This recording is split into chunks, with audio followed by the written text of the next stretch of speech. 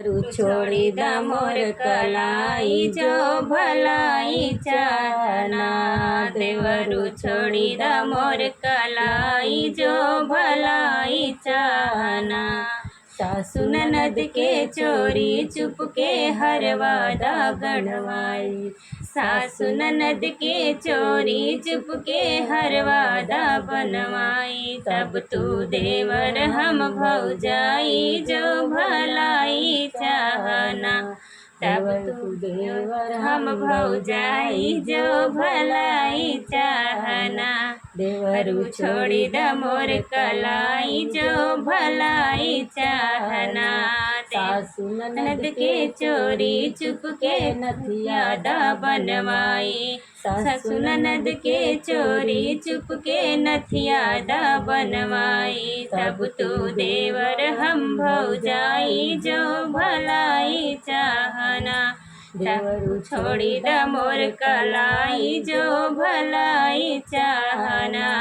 देवरू छोड़ी the more कलाई जो भलाई चाहना।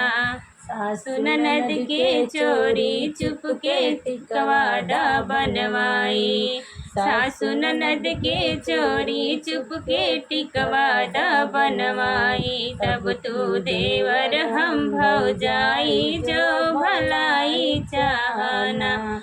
तब तू देवर हम भौजाई जो भलाई चाहना। देवरू छोड़ी द मोर कलाई जो भलाई चाहना। सासु ननद के चोरी चुपके कंगना दा बनवाई। सासु ननद के चोरी चुपके कंगना दा बनवाई। तब तू देवर हम भौजाई जो भलाई चाहना। तब छोड़ी द मोर कलाई जो भलाई चाहना। देवरू छोड़ी द मोर कलाई जो भलाई चाहना।